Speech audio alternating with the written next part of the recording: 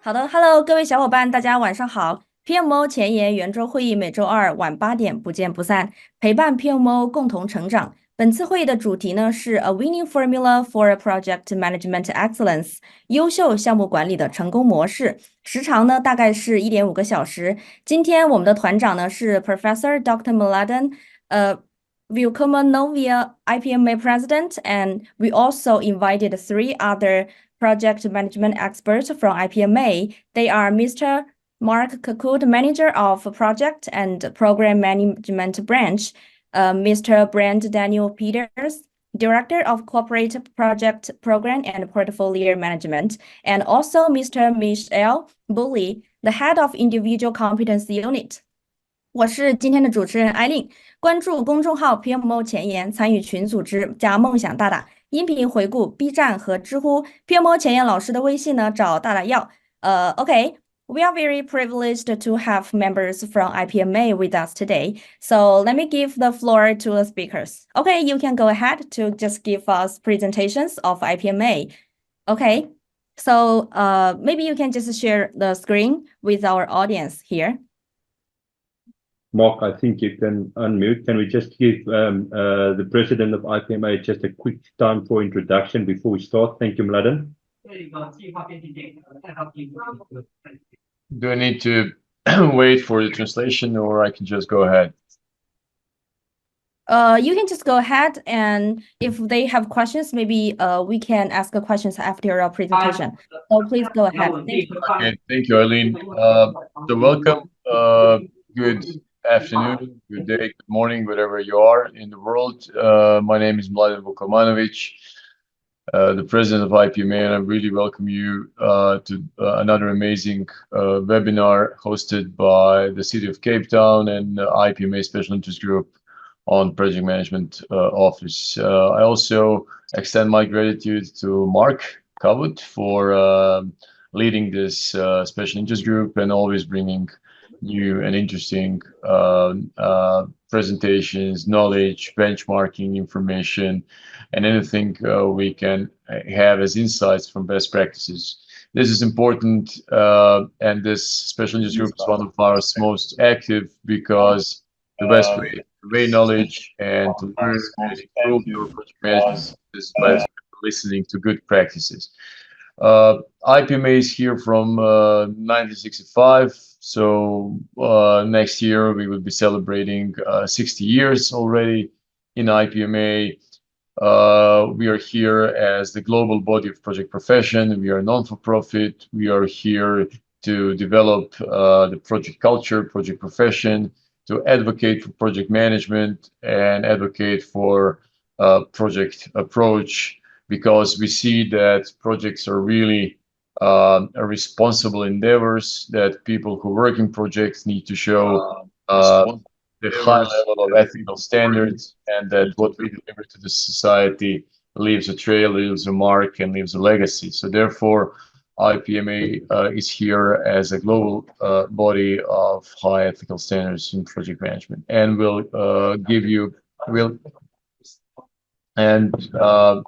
therefore is bringing you new insights from the project management side. Thank you. Okay, thank you, Professor.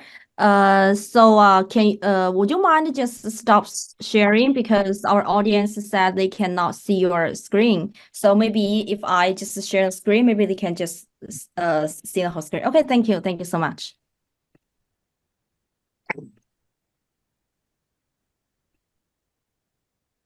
Okay. Okay. Eileen, should we continue with the presentation? Yes, of course. So you can just go ahead, and I just want to share the screen with them. Okay, just wait for a minute. Okay. Okay, sure. Yeah, I'll wait for you to get the screen shared.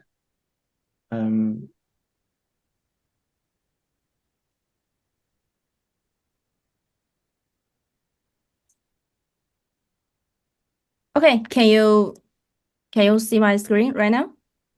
Yes, I can indeed. Okay, so you can let me just transfer the slides for you. So maybe we can start from this one, right? Okay. Okay. Yes, that one's fine. Thank you.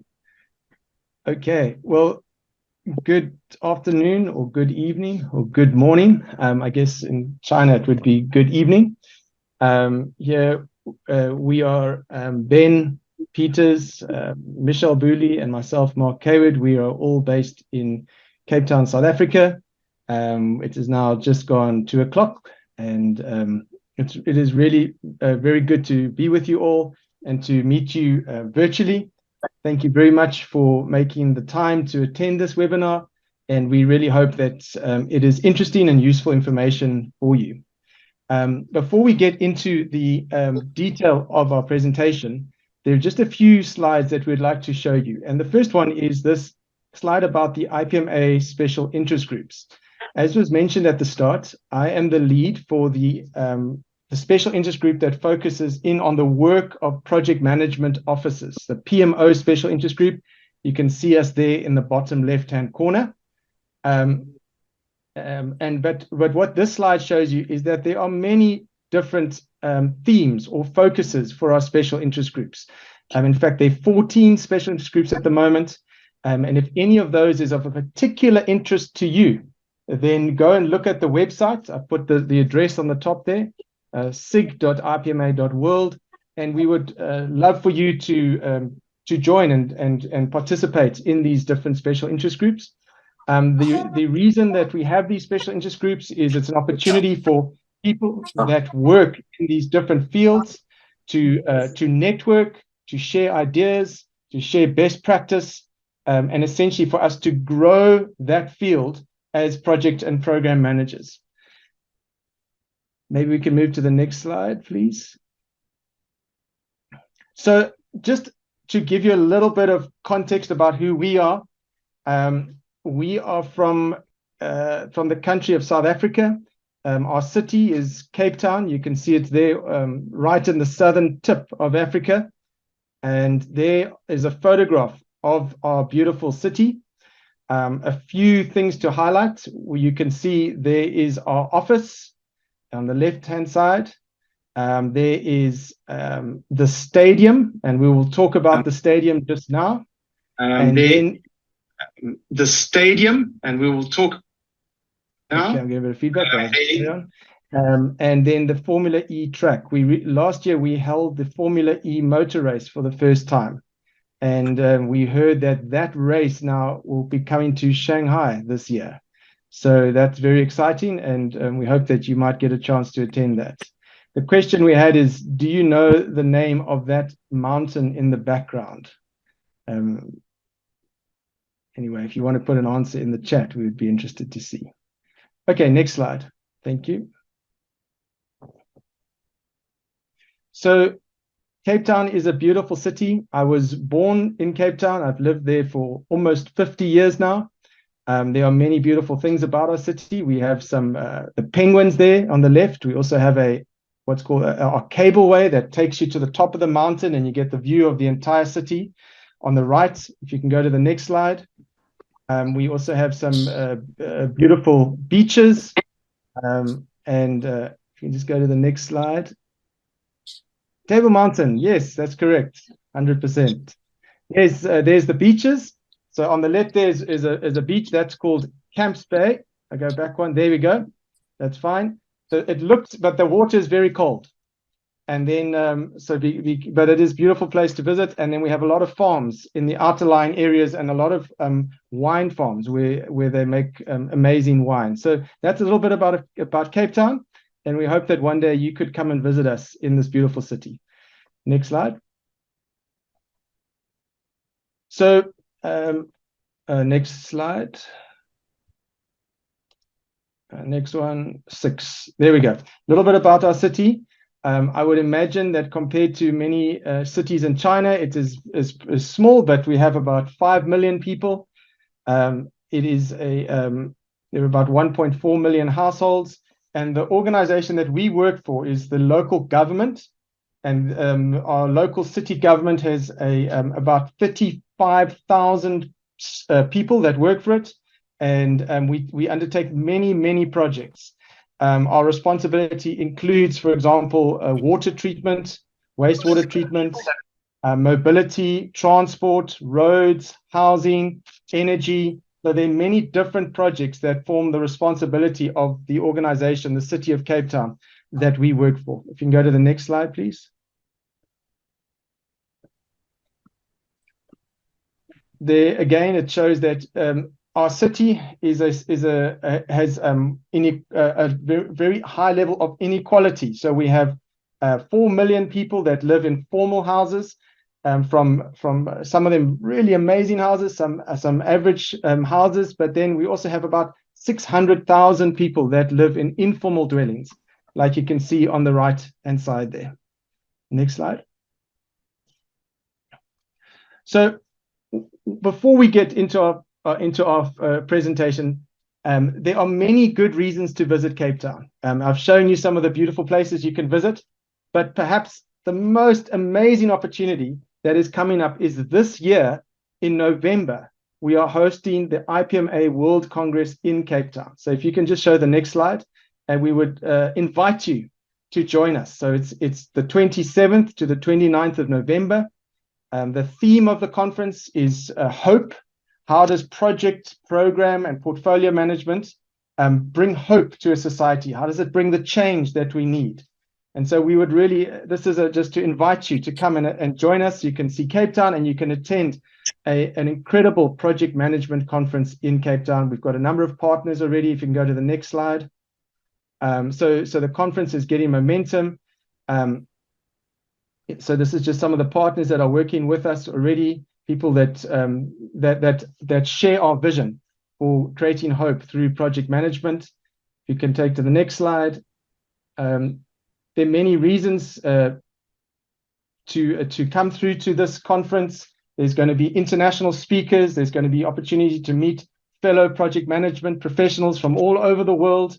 And then it's also a very exciting destination to come to, the City of Cape Town.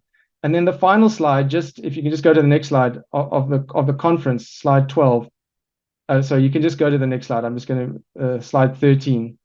The conference will also have an academic stream. So if you're in the world of academia, if you are doing research into project management, we would love you to come and share your research at this conference.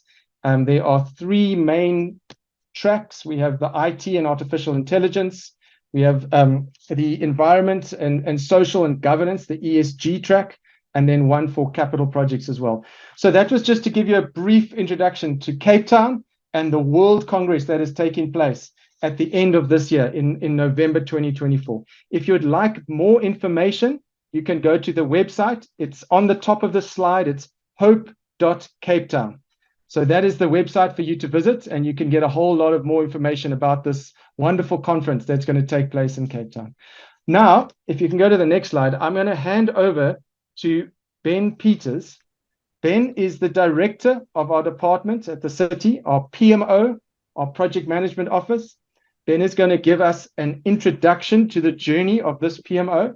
The PMO has been in existence for now more than 10 years, but it started from a very small place, as most things do, and now has become a significant and key department in the business, both for delivery of projects, but also to help the executives, the senior executives in the business, make good strategic decisions about how to prioritize the capital spend of the organization. Ben, I'm going to now hand over to you. Thank you very much.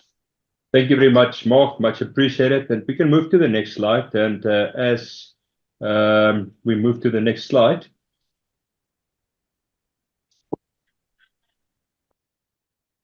As Mark has mentioned, our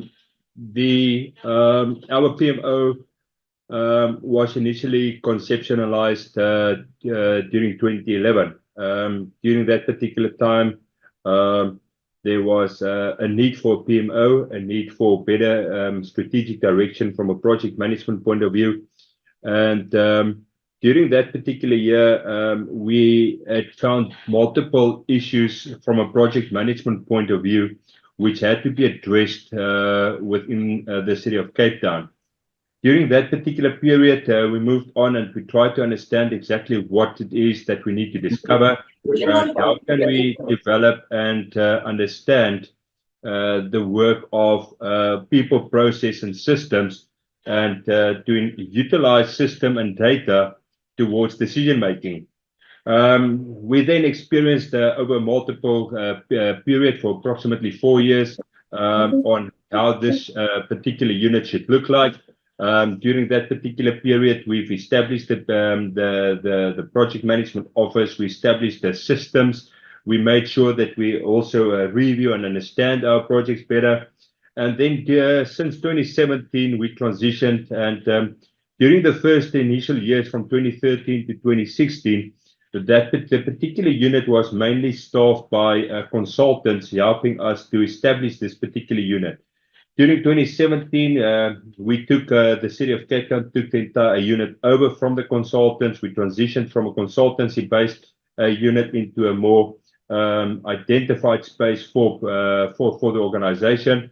And then that particular our journey just evolved over multiple years. We added various functions to the PMO. Initially, the PMO was only responsible for project portfolio management.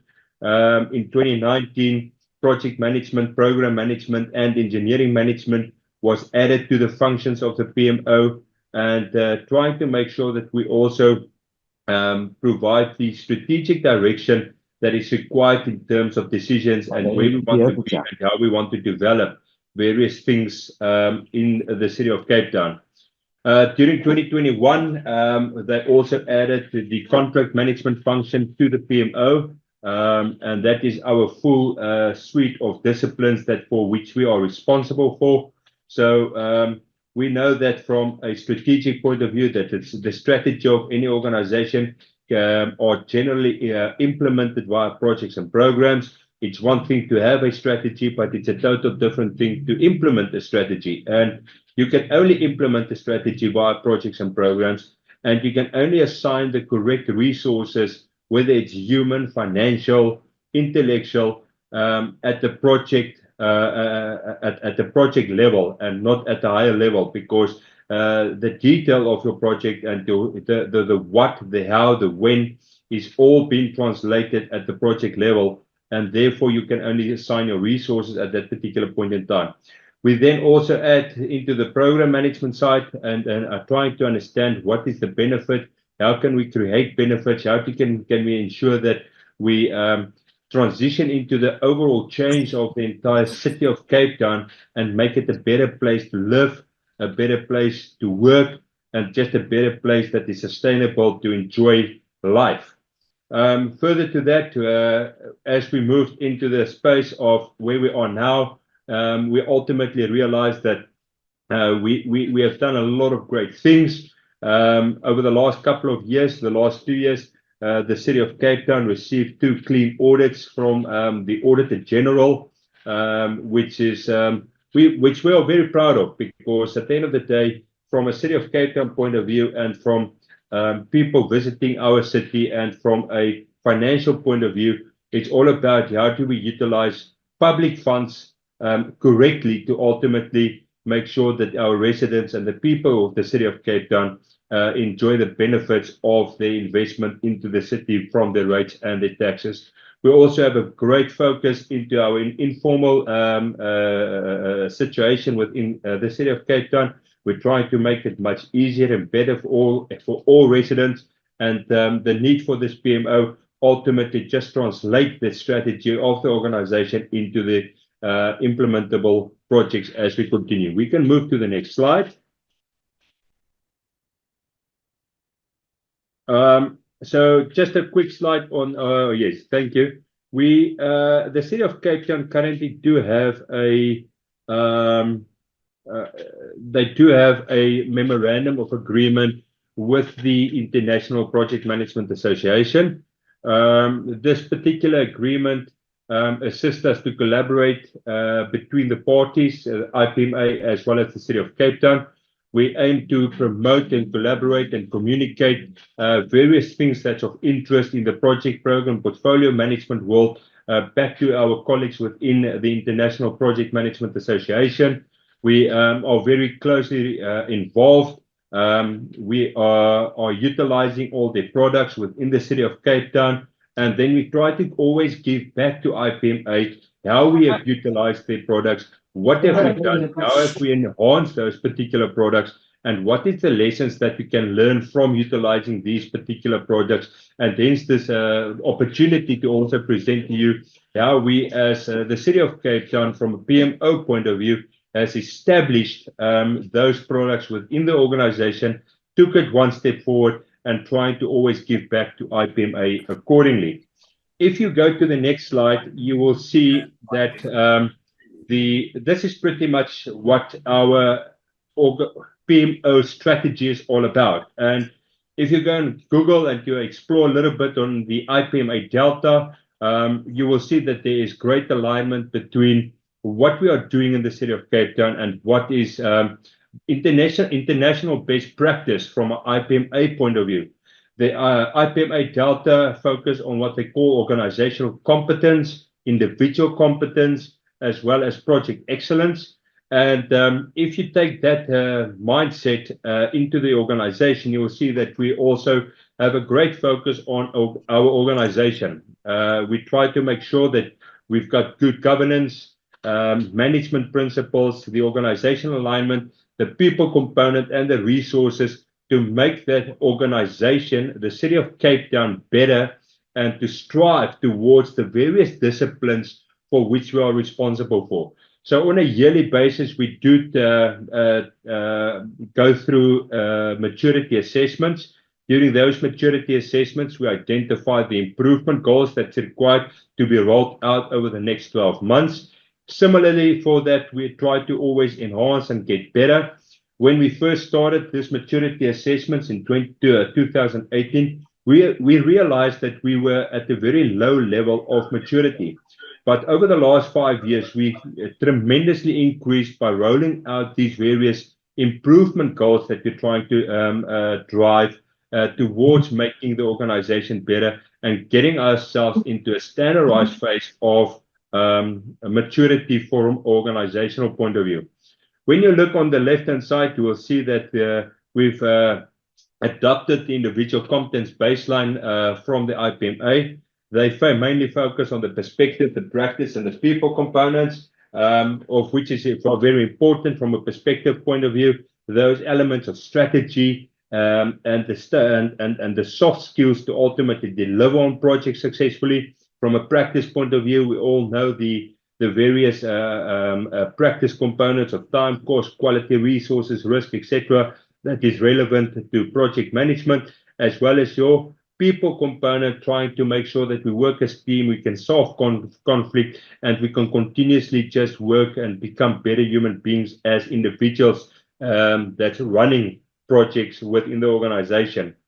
Then we move into the delivery excellence, which closely relate to that of the project excellence baseline. Once again, why are we doing projects and who is those particular people that's involved in projects? Do we have the strategic vision from our leaders within the organization towards delivering projects? What processes and resources do we have available to deliver on projects? And what does the project results say at the end of the day?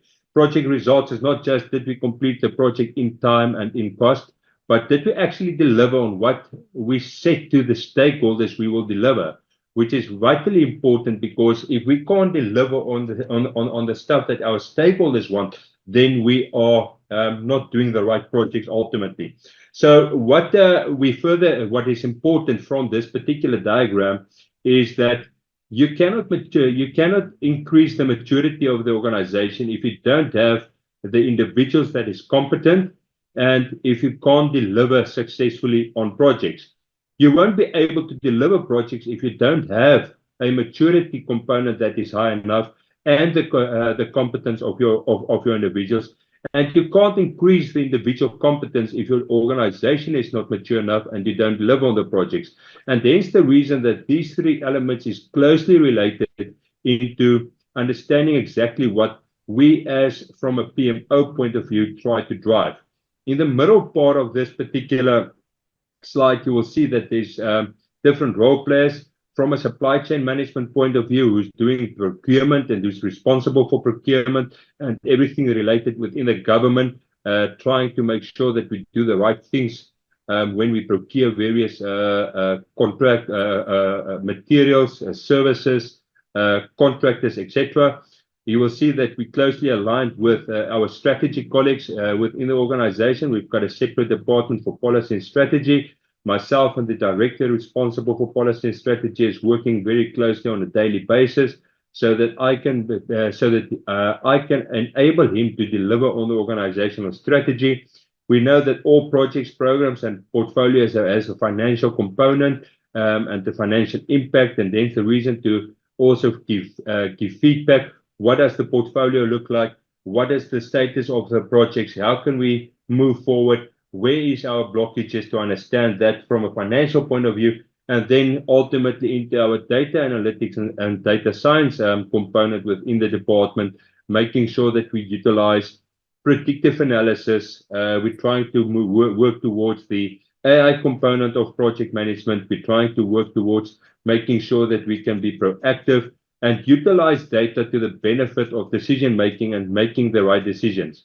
Within the organization, from an individual competence point of view, we've enabled ourselves, and Mish will talk more about the detail on our training courses, as well as making sure that we also do various assessments on the individual competence. We utilize the ICB4, the individual competence baseline, as our baseline document towards creating questions to understand the competence of our project managers much better.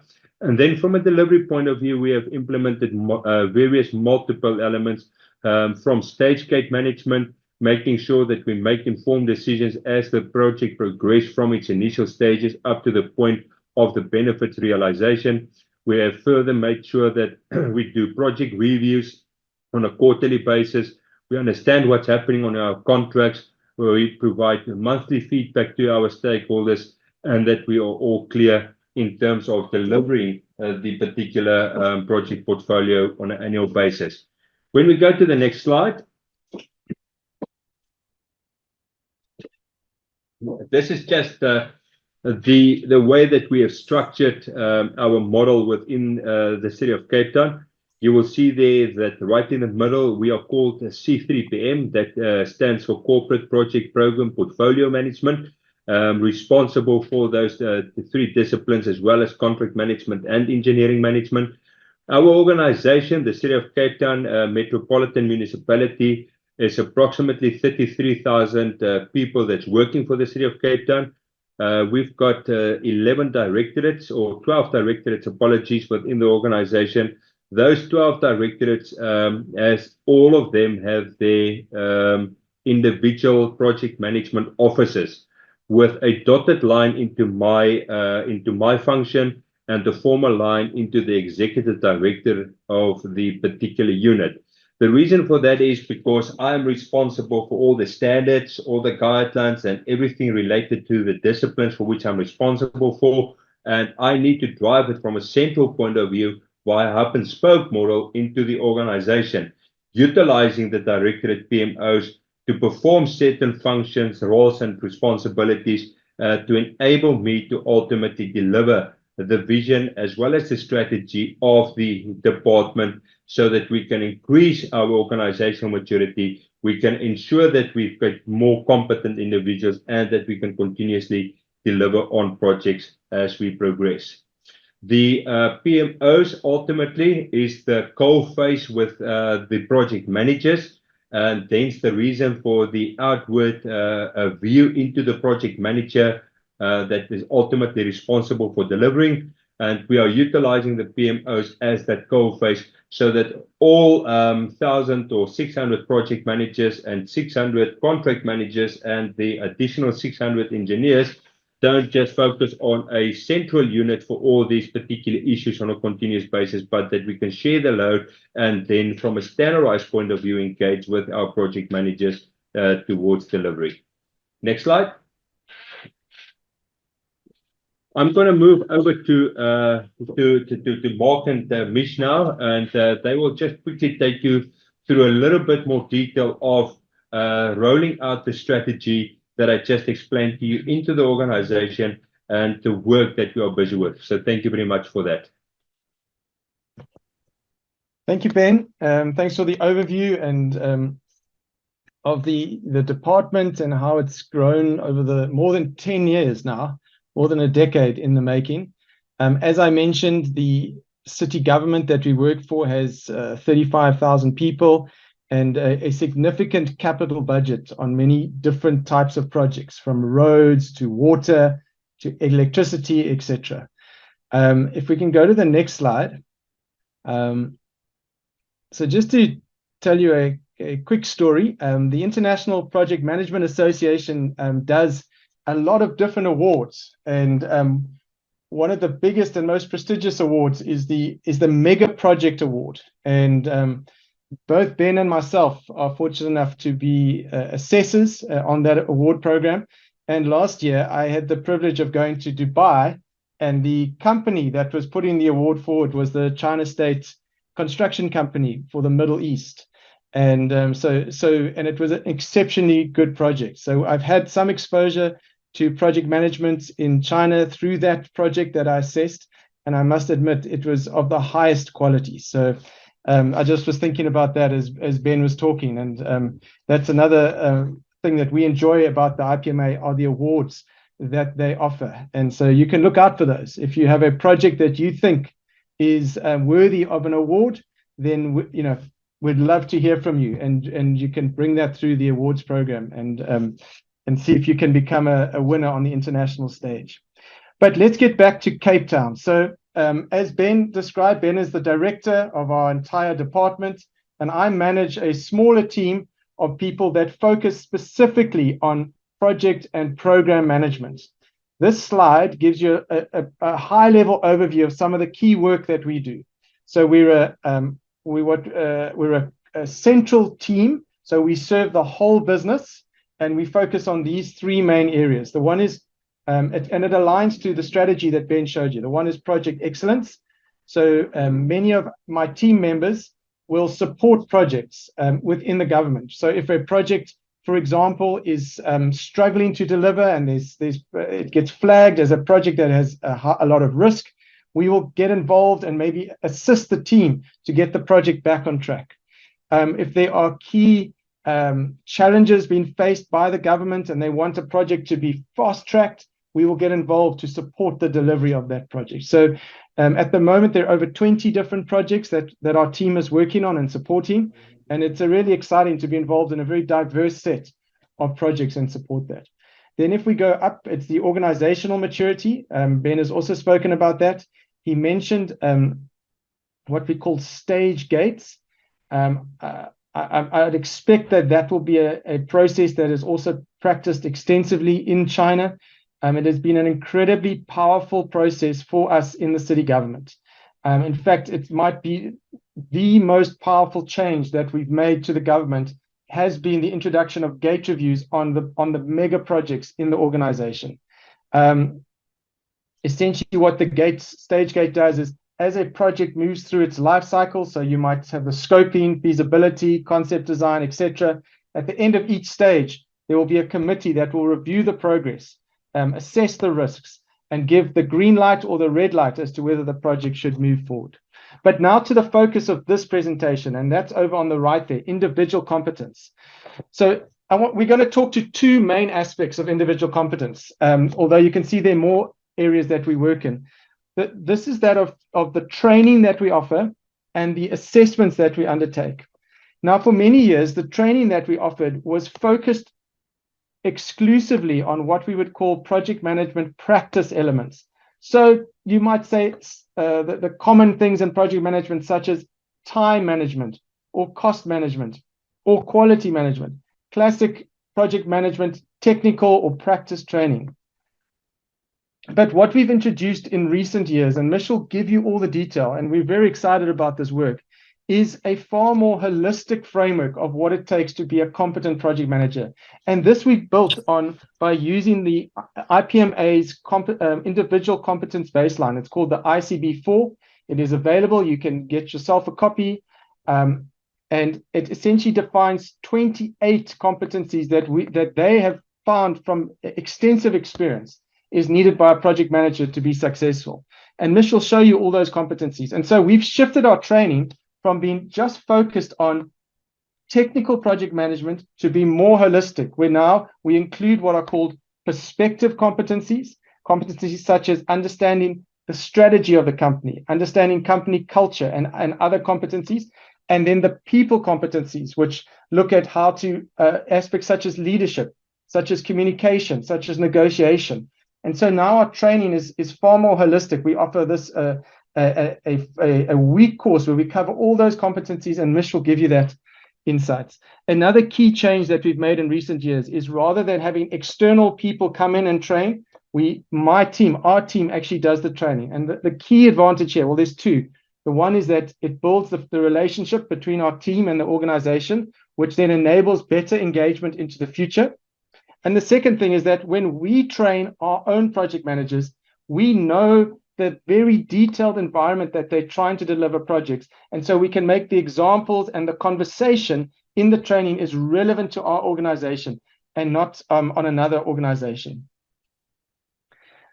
I see the question. Thanks, Tina Ho, for the question. How many project or program managers?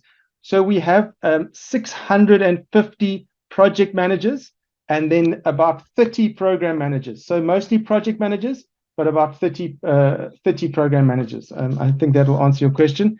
We do like to get questions as we go. I'm just going to keep an eye on the questions. I don't know if I think I've missed any. They've been, so please, if you would like to put questions, you can put them in the chat. We'd love to interact with the chat. So then the second area that we focused on is this thing of individual competence assessments. What we did is we took the IPMA's 28 competencies and we created a questionnaire where all the project managers can assess themselves and see where are their strengths and where are their weaknesses. And then we also pull that together for the teams in the organization. So our team, we're not a big team. We've got about 20 people in the team, but we have a profile of individual competence for our team. And where we see there are dips in our overall team competence, those are the areas that we focus on, and we create specific interventions to improve the competence of our team. So now what I'm going to do is I'm going to hand over to Michelle Booley, who leads the individual competence unit within our team, to give you some of the detail of how we have gone about our training and how we go about our individual assessments and how we use that information. So thanks, Mish. I'm going to hand over to you. Thank you, Mark, and good evening / good day, ladies and gentlemen. Before I get into my content, I just want to note that my colleague Mark just gave you a lot of spoilers of what's coming up in my presentation now. So thanks for that, Mark. But I think maybe I'll start by explaining how we came to choose this as a topic for the presentation. We wanted to do something different, choose an interesting topic. And when you sent us the PMO Frontier, I don't know if it's a presentation or a brochure, but there was one of the slides where they referred to the PMO Frontier conducting over 200 plus roundtable conferences thus far. And then right at the bottom, it says the topics never end. So we thought, okay, let's go through the topics that you've presented and try to come up with something new and interesting for all of you to discuss and think about after this webinar. And I saw a lot of, Mark mentioned now that there are 28 competencies that make up a competent project manager, and we saw a lot of those competence elements or competencies as topics of your previous roundtable conferences.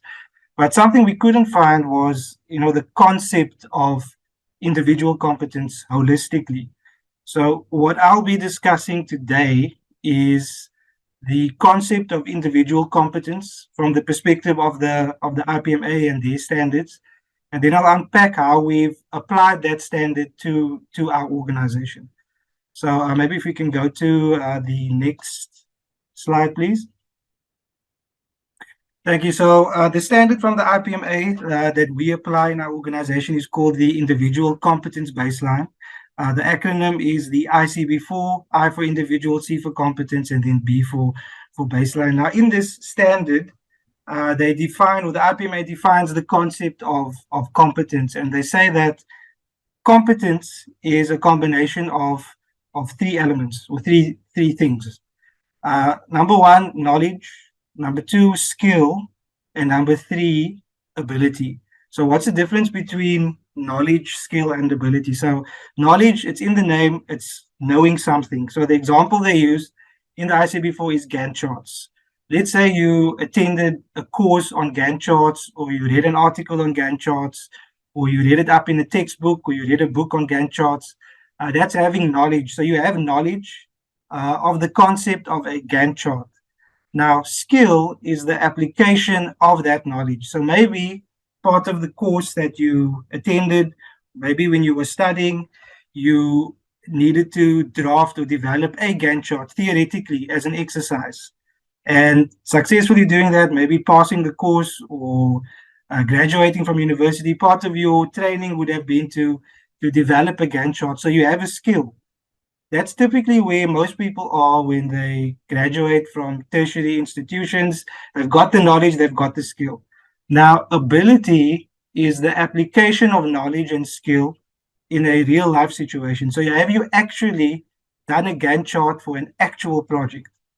And once you've demonstrated that and you've got that experience, you have a combination of knowledge, skill, and ability, and that's considered competence. So that combination of knowledge, skill, and ability is how the IPMA defines this concept of competence. Then they go on to present you with what they call the eye of competence. Some people, I like to call it the eye of the tiger, but the IPMA calls it the eye of competence. And what that eye defines is competence in three areas. So the first area is the perspective area. The second area is the people area, competence area. And the third area is the practice competence area.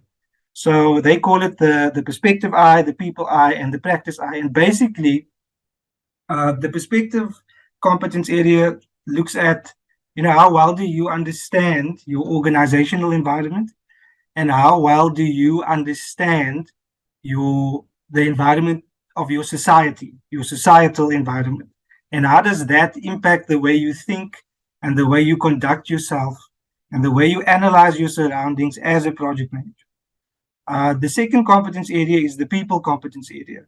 So this is, it's quite a popular term, soft skills. This applies to how you actually interact with the people in your environment.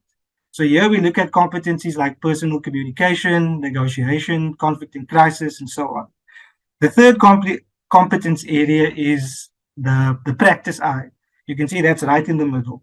Those are all the technical competencies that Mark mentioned earlier. That's where your scope management, your time management, your financial management, and so on comes in. And that competence area is what is most closely related to a common body of knowledge known as the PMBOK, the project management body of knowledge. And I noticed that even on that brochure I referred to earlier, you have a PMO Frontier project management body of knowledge. So I'm going to get onto how this particular standard relates to the project management body of knowledge in the next slide. Can we move to the next slide, please? Thanks. So so just unpacking, I won't go through the detail. It's a bit more concise, the definition of each competence area. But I think what you need to remember here and what's key is that, perspective relates to, how well you understand your environment, people, your interpersonal soft skills, and in practice is where all the technical stuff comes in. The major difference between this ICB4 standard, the individual competence baseline, and the project management body of knowledge is that the focus is shifting from, looking at, what processes should I follow to successfully manage a project, to looking at the individual that's actually managing the project and saying, what competencies does that person need to have as an individual to successfully manage a project. So that's what we're doing at the city. We actually not focusing so much on the process, although the process is important and it is part of our focus, but our focus has shifted to looking at that individual, looking at our project managers at the city, helping them understand the competencies that they need to have in order to successfully manage projects, and then giving them a framework to develop themselves and become better project managers. Could we move to the next slide, please? Thank you. So at the city, we haven't just taken the definition directly from the IPMA, we've adapted it. So this is how we define competence within our organization. We still have, the knowledge, the skills, and the ability, but we go on to say that within our organization, if you want to be considered competent at the City of Cape Town as an employee, you need to also understand, what your role is within the organization. So you need to demonstrate to us that you understand what your purpose is within our organization. And then if you do have a competence, let's say you are an expert in Gantt charts, are you actually using that competence regularly in your day-to-day activities? So to what extent are you making use of your competency? So if you are a Gantt chart expert, you've got the knowledge, you've got the skill, you've got the ability, but you're not using it in your current job, in your current day-to-day activities, or at least on a regular basis, and can the organization really consider you competent? So that's something that we look at. We don't only look at the knowledge, the skill, and the ability. We also look at understanding your role within the organization, and then we've added that regularity aspect to say that, look, to what extent are you applying your competencies, and are you doing so regularly? Next slide, please. So just breaking the ICB4 standard down in a bit more detail. I mentioned to you there's this concept of competence. We've defined that there are 3 areas of competence: perspective, people, and practice. And then what the IPMA goes on to, or the ICB4 goes on to do, is say that, okay, across these 3 competence areas, there are 29 competence elements. But those 29 competence elements aren't spread equally across the 3 areas. Some have more elements than others. So for example, in the perspective competence area, there are 5 competence elements. In the people competence area, there are 10 competence elements. And then in the practice competence area, naturally, there are the most number of elements with 14. Now, within each competence element, the ICB4 also gives you what they call key competency indicators, which provide the definitive indicators of successful project management. So basically, those are the things that you should be doing to demonstrate competence within a particular element. So for example, there is a competence element called strategy. What the ICB4 gives you is, okay, if you feel you are competent in the strategy competence element, you should be doing the following 5. You should be showing the following 5 indicators in the work that you do. You should be demonstrating competence by the following KCIs, key competence indicators. Then maybe you say, there's one indicator I think I really need to work on. So the ICB4 then gives you even more detail, and they give you what is called measures. So within each key competence indicator, there are a number of points that you can measure your indicator against, and those are called they are called measures, and there are 489 measures across the 133 key competency indicators, across the 29 competence elements, across the 3 areas that all add up to a competent, holistic, individual project manager. Can we go to the next slide, please? Thank you. So, how have we taken this methodology and applied it to our organization? There are a number of initiatives that we've put forward, but there are 2 key initiatives that I want to discuss today. So the first one is we've taken this ICB4 methodology and developed in-house training based purely on the ICB4. And I can say purely on the ICB4 because we went a further step and actually got the internal training that we provide registered and verified with the IPMA through the IPMA Reg system. Now, I'm also the Reg Director for the IPMA SA Member Association. So I really want to give a push and say, if you are interested in providing internal training within your organization, get in touch with your member association and their Reg Director, and make an effort to get your training registered and verified with the IPMA. It goes a long way. It gives it credibility. It gives your training a credibility within your organization. And IPMA also assists by giving you a lot of marketing if you are a Reg partner. So that's something for you to look into, and it's a great opportunity for anybody looking to provide training in this particular in any of the IPMA standards. So we provide internal training. The training is available to project managers across our organization free of charge. It's presented internally. Mark touched on the fact that we find that our project managers appreciate that the training that they receive is not based on international or only based on international best practice.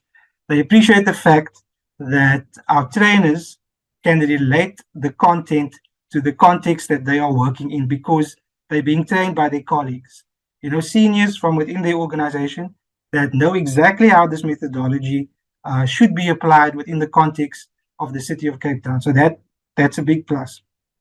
So on the one hand, we have our training and development courses. We have a 4-day exam preparation course that covers all 29 competence elements across all 3 competence areas, and we do it in 4 days.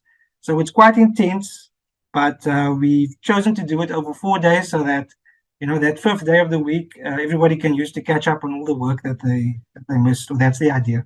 Some people take leave after the course. The next or the other area, I said there's 2 areas. So the one is training and development. The other area is self-assessment. So what we've done is we've developed a questionnaire that we send or that we're driving through our organization where project managers can assess themselves not against the 29 competence elements, but against those 133 key competency indicators. It's a self-assessment. I'll get more into that. But the data that we collect from the self-assessment then informs 2 things. Our further training and development. So maybe, we're providing this 4-day training that covers all 29 competence elements. But maybe within our organization, there's one particular element that we really need to focus on. So our self-assessments help us identify key focus areas, not only within across the entire organization, but also within teams. And the nice thing is these self-assessments give you a platform to have a discussion that you maybe wouldn't have under normal circumstances. So for example, let's say you have a team within a particular department and everybody scored low on negotiation.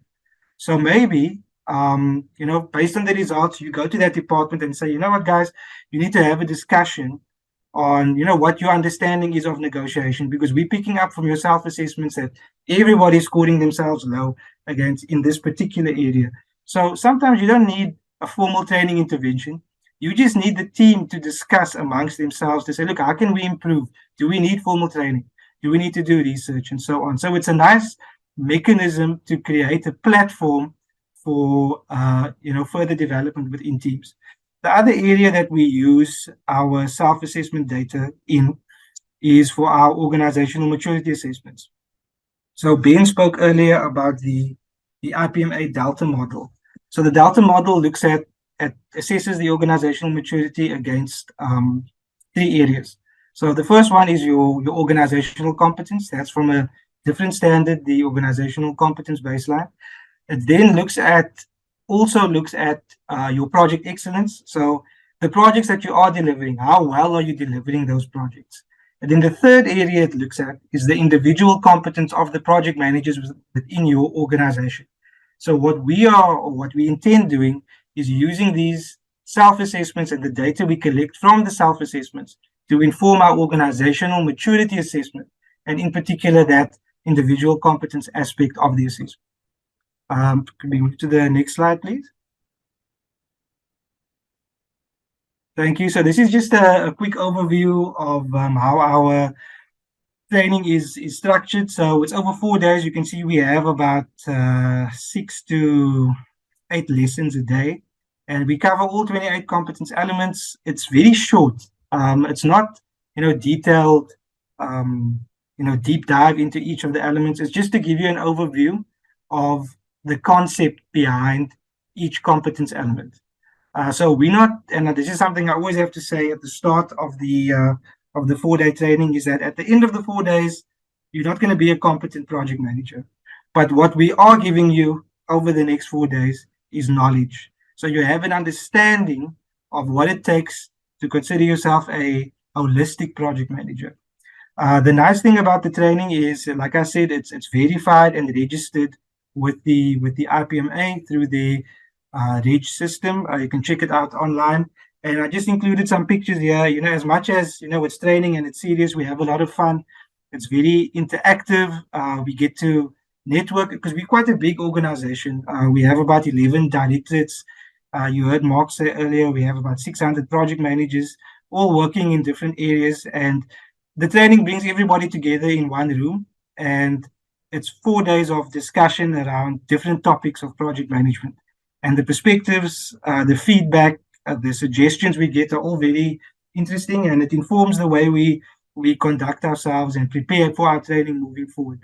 It also brings our team together. So, if you're part of a PMO and your PMO is looking to provide internal training, if you're providing it internally, it's one of the few pieces of work where all our senior project managers come together for 4 days a month and contribute to one objective, and that is delivering this 4-day training course. And people always like the fact that, when you throw it in there, it's an internationally registered course.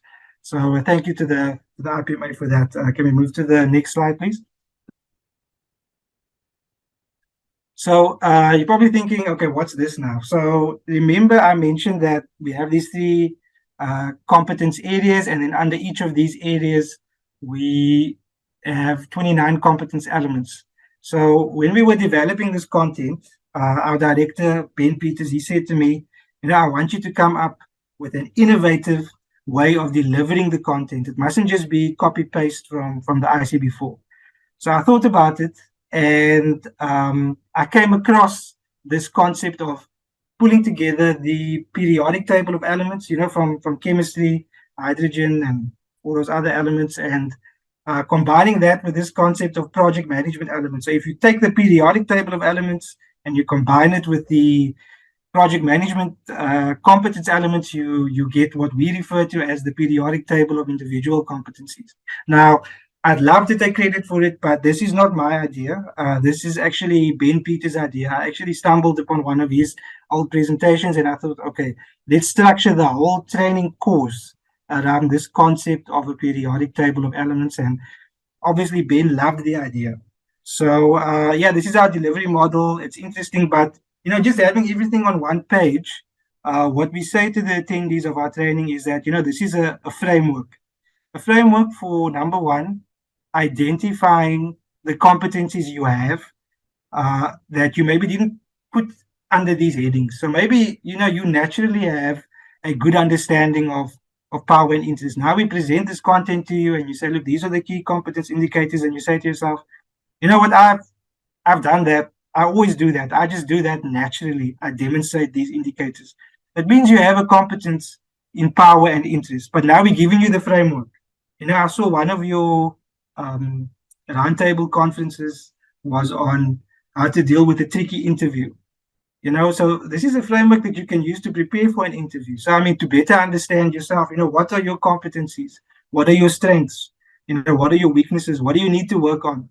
Where do you excel? So it's a framework to identify your own competencies, but it's also a framework to identify the competencies that you maybe need to work on and improve. And the nice thing is that the ICB4 document, the way it's structured, it's quite easy to read. It's not too heavy. It gives you a framework to say, look, this is what you should be doing. This is the research you should be doing. This is the knowledge you should have. These are the skills you should have if you want to be competent in this particular element. So that's why we've sort of focused a lot on this framework, because it suits our organization. The concept of individual competence and how that fits into project management maturity, how we can use the assessments to improve it. It all fits nicely with our strategic goals, and we've structured ourselves around that. Could we move to the next slide, please? Okay, so just some detail on the scoring model for these assessments that I referred to earlier. So again, we want to identify to what extent do you have knowledge, skill, ability, to what extent do you understand your current role, and how regularly are you applying it. So it's a basic Excel questionnaire. We first ask you a basic experience and role check. So it's a Dropbox selection. You tell us how many years experience you have, how many projects have you managed, some basic information on your background. That all goes into a database. We then move on to the competency section of the assessment. And the scoring model is based on Bloom's taxonomy. Some of you may have, especially if you're in teaching, you'd be aware of the concept of or the taxonomy model. So there's a scale of 1 to 7. You assess yourself on this scale against 133 questions. Each question is developed based on the KCIs. So if you move to the next slide, please. Thank you. So you can see we've got the perspective competence questionnaire, the people competence questionnaire, and then the practice competence questionnaire. We give you a statement. I'll just use the first one as an example. Do you align, or to what extent do you align with the organizational mission and vision? It gives you a guidance paragraph so you understand what they're asking here, and then you assess your level of competence on a scale of 1 to 7. And you can see there the scales are fixed at the top, where level 1 is, yes, I've learned, I need to learn this. Level 2 is, I remember some of this. Number 3, I completely understand. Level 4, I actually apply this. Level 5, I apply it and I actually analyze it so that I can understand it better. Number 6, I evaluate and I know exactly which is the best way to apply this particular concept. And then number 7 is, one of our colleagues says you need to be a guru to score yourself at the level 7, but that means you create your own original content on this particular topic. So very rare to be at that level, but not impossible. So we're pushing this through the organization. We're encouraging more and more PMs to complete these assessments. The assessments then inform our training, and it also informs our maturity assessment. Could we move to the next slide, please? Thank you. So I'm not going to go into detail here, but this is the IPMA Delta model. And you can see there is the external organizational context, where we look at, the organization's maturity level based on governance, resource management, organizational alignment, and then people competencies. We then look at, the project excellence, which is the P module. So how well are projects being executed against the project excellence baseline. And then it's that I module, which looks at the individual competence of the project managers within the organization, that is informed by our assessments. So that's about it from me. It was a quick overview of the ICB4 and the concept of individual competence, and we've applied that to our organization. I hope you find it interesting, and thank you for the opportunity.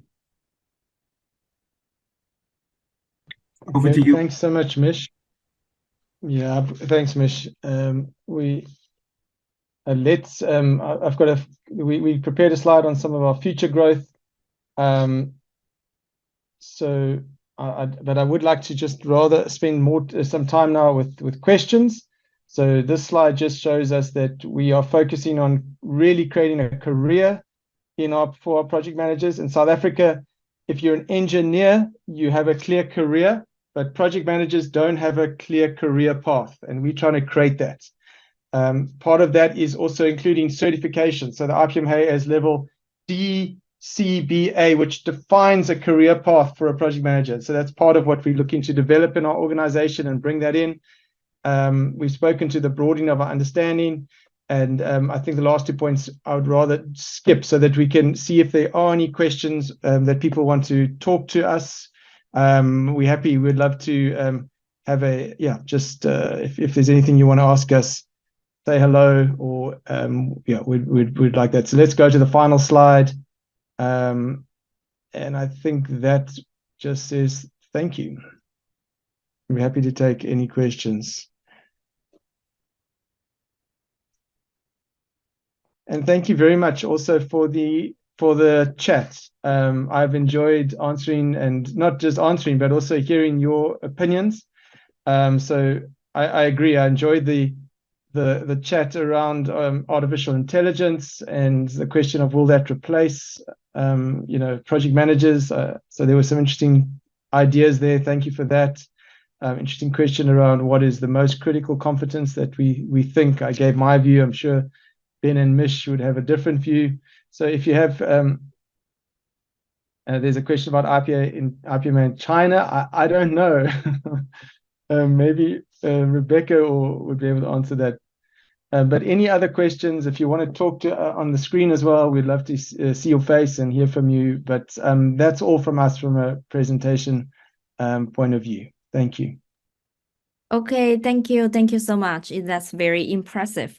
So now that's the Q&A question, and we just extract 2 questions heated discussed from our audience. So maybe we have 2 questions for your team, okay? 那个现在呢，就是他们已经全部的演讲已经结束了，然后我们现在呢，就是看到大家在 Zoom 上以及有2个比较讨论的比较激烈的问题吧，就稍后呢我会问一下这几位讲者。Okay, the first question is, what do you think is the most important trait or competence for people as PM? Yeah, it's a very okay. Well, let me give Ben. Do you want to start? And I'm sure we'll get 3 different competencies from the 3 of us. But maybe Ben, you can start. I won't say that there's individual competence that is generally just one competence that's required. I think hence the reason that IPMA has developed the ICB4, which is a combination of various competencies that's required, whether it's in the field of people, perspective, or practice. I think one needs to see them holistically and as part of the broader picture of all the competencies that might be required. We have actually, within the city of Cape Town, added 1 or 2 additional competencies into our framework. The one relates to a little bit of resilience and understanding that project managers also need to be resilient in some shape or form. And we've worked very closely with our resilience department to help us to create that particular competence, because we value resilience and project managers need to have the resilience competence. So I won't say that there's a specific one that is identified. I think project managers need to have all, and they need to be able to use those competencies during the life cycle of the project in specific areas when they are required to utilize those competencies accordingly.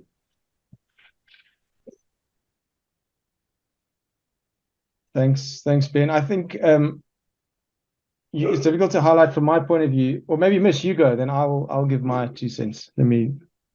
Thanks, Mark. I feel like someone's asking me, who's your favorite child? You know, we have to pick a favorite. But if you look at this, at each chapter in the ICB4, there's a section under each competence element where they say that this competence element is related to the following other competence elements. And we decided to, just one day look at which element is the most popular. So which one is the most linked to all the other elements. And the one that came out on top, and I'm not saying it means that this is the most important, but this is the one that is most interrelated across the 28 or 29 competence elements. And that is stakeholder management. So I don't know if it's the most important one, but it's definitely the most integrated competence element out of the 29. And I think even in the project excellence baseline, they go on to say that we always speak about the iron triangle of time, cost, and scope as a measure of success. But another measure that's equally or maybe even more important is stakeholder satisfaction. So you can't have a project with stakeholder satisfaction if you don't have stakeholder management. So that's where I'm earning, but I'm not saying it is the most important. They're all equally important. That's my closing statement, Mark. Thank you. Okay, thank you. So, okay, the next question is, I saw just many people ask in the chat, just do you think AI will replace PM or PMO? Because AI just very hot during these years, and maybe we can use this tool in our work, in our life. So many people are just curious about, do you think AI will replace PM or PMO? So I think that's a very interesting question, right? No, I think it's a very interesting question. I don't think AI will take over the role of the project manager. My personal view is that AI is there to make life easier for all of us. If we utilize something stupid like ChatGPT, initially when ChatGPT, and that's a tool. It's a product. It's a tool that one can use. When it started within rolling out across the world. Initially, one was frowned upon if you use ChatGPT. And I attended a conference approximately 6 months ago, and the statement was made to say that if you're not using ChatGPT to make your life easier and trying to fast track things, then you're already behind the curve. So I think AI is there for a reason. It is there to make life easier and more productive for all of us. There's a place where you cannot replace the individual himself. You will need to get some sort of the intellectual property that AI model don't have, that is required from an emotional point of view, which is part of project management and the delivery of projects. So I think there will be an increase of utilization of AI models. There will be a huge increase in how data is being filtered into those data models, trying to make various decisions on behalf of people. But that's all data driven, that is built over time with the data that's applicable. So I think it's a tool, and it's definitely not replacing the PMO or the project manager himself. Okay, thank you so much. Maybe I need to draw a conclusion for the whole roundtable meeting. 刚刚呢，我也问到几位专家，就是问到2个问题。第一个呢，就是关于他们认为作为 PM 最重要的一个特质或者说能力是什么？这是第一个问题。第二个问题就是说，你认为 AI 会不会代替 PM 或 PMO？那么这2个问题呢，其实我觉得就是我们刚刚在评论区讨论非常多，而且在平时呢，我想大家一定也会有自己的一些思考啊。所以呢，这个问题刚刚几位专家呢也提到说 AI 未来就不会代替 PM， 因为但是呢 PM 的话，作为这样子的一个岗位，我们需要不断的去提升，需要有更多的能力，找到自己的优缺点啊，这样能够不断的提升自己。所以呢，基本上我就简单的来给大家做一个简单的总结，因为刚刚专家分享的也比较多，所以呢，这个就是我们以上今天的全部的内容。所以最后的话，我可能还是需要来做一个小小的一个总结。Okay, thank you for your impressive speech. We learned a lot, and we hope that we can have more discussion in the future. Thank you again, and also I'm so sorry for you waiting for a little bit long before we get started. So next time, maybe let's make a test in advance. So thank you for your patience, and thank you for your understanding. Thank you so much.